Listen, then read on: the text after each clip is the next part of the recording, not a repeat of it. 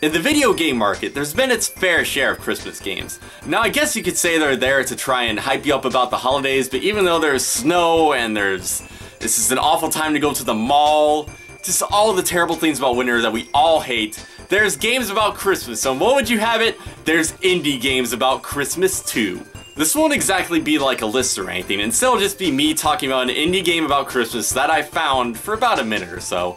So here we go, let's go with it. Let's just go. Mush. Mush. Oh, mush it up. I'm gonna mush. Oh, you won't believe the kind of mushing that I could do. The first game we'll be checking out has the most hip-hoppinest name this side of the North Pole. Epic Christmas. This game starts off with the title screen that I have to say is one for the ages. 25th of December 20XI. Tom here is opening his gift. A note? CBA to make toys this year. Too busy playing Cotton 3 and owning. Unhappy? Sue me. Oh ho ho! P.S. my gamer tag is Santa. Because of this insubordination mixed with the disappointment in not receiving a gift, Tom's on an adventure to kill Santa Claus. Because that's what Christmas is all about.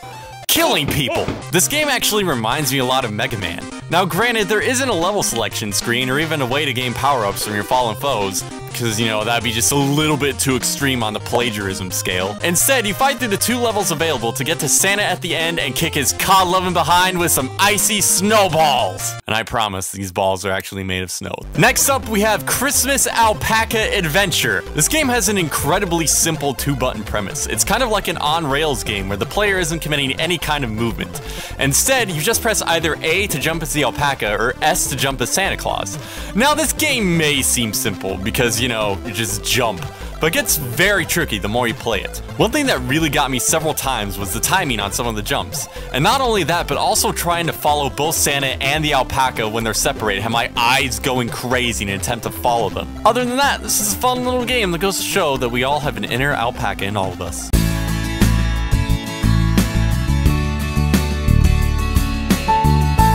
Next up, we have Walk with Santa. Once again, this is an on-rails type of game where you aren't committing any of the actual movement. All that you have to do is click the mouse button to make it so Santa closes his eyes. And I guess he has some kind of magic power or something that makes it so anything that wants him dead isn't there by the time he opens them. The game is actually kind of freaky because when you close his eyes, there's only the sound of his heartbeat playing in the background. It makes me think that something scary is going to pop up when you open his eyes again.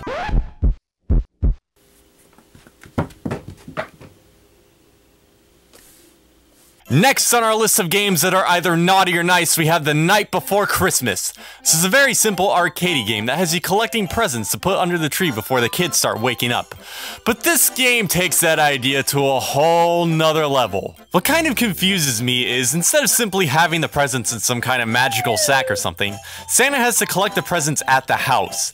You'd think that he was there to deliver presents he already had, but I mean, that I can get past. It's a logical loop, yes, but it's nowhere near as logical loopy as this. Oh my god, just look at all of these kids.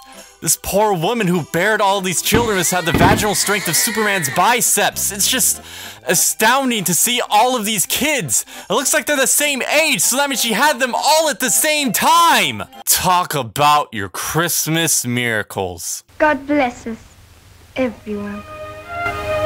Next up, we have Santa's Christmas Rampage. Now this is, once again, a kind of arcadey game where the object is to simply throw snowballs to keep these little green alien guys, I guess? Yeah, that's what they are. Away from Santa's secret stash of presents. This is slightly reminiscent to Space Invaders, where you're at the bottom of the screen and all the enemies are coming at you from the top. Except with this game, you have limited ammo, and whenever you want to reload, you have to go all the way to the other side of the screen just to get more snowballs. This makes it so, no matter what you do, you'll eventually lose. But at least they implemented the mechanics so you can slow down time. Because, you know, that totally wasn't overused or anything. Next up, we have Chaos vs. Santa.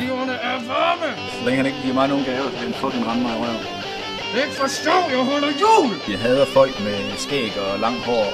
Uanset hvad de siger om, hvad jeg gør med Rudolf, så passer det ikke! Det passer ikke! Okay, so besides the absolutely awful title screen. As soon as you press enter to start the game, the most sudden and confusing transition that could ever possibly happen in a video game occurs. It goes from random gibberish to,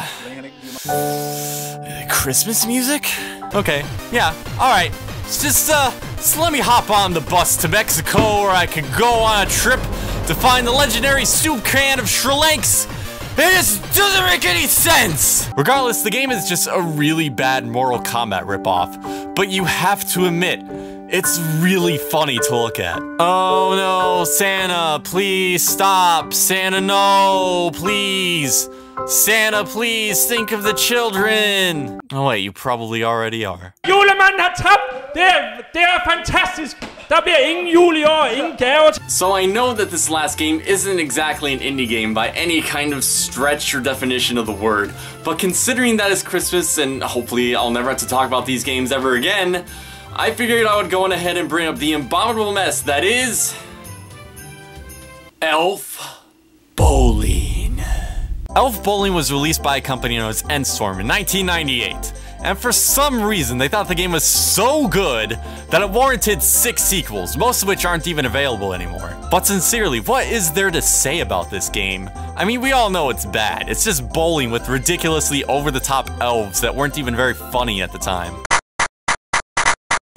The second one is pretty much the same, except with this game, it's kind of like a game of Boku. You pull on the elf songs, which I can't even believe I just said, to toss them, which I swear to God, that just needs to be a war crime because nobody needs to ever see this. And once they're tossed, you just hope that you get some points. But then crap like this happens, and it's just so unexplainable. I don't even know what to say. I swear this game is gonna drive me crazy. Jingle bells, jingle bells, jingle. Oh, what fun it is to ride one horse. Hi there.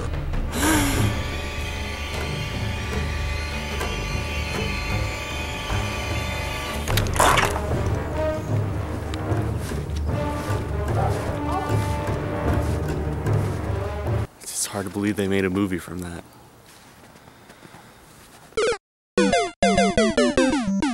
Hey everybody, thanks for watching my video. If you like this, then be sure to check out the Hidden Block Forums Advent Calendar project. This was a part of it. There's a whole lot of other great people who've made videos for it. It's been awesome. I loved being a part of it, so thank you all so much for watching. Be sure to check out everybody else's videos. Bye-bye!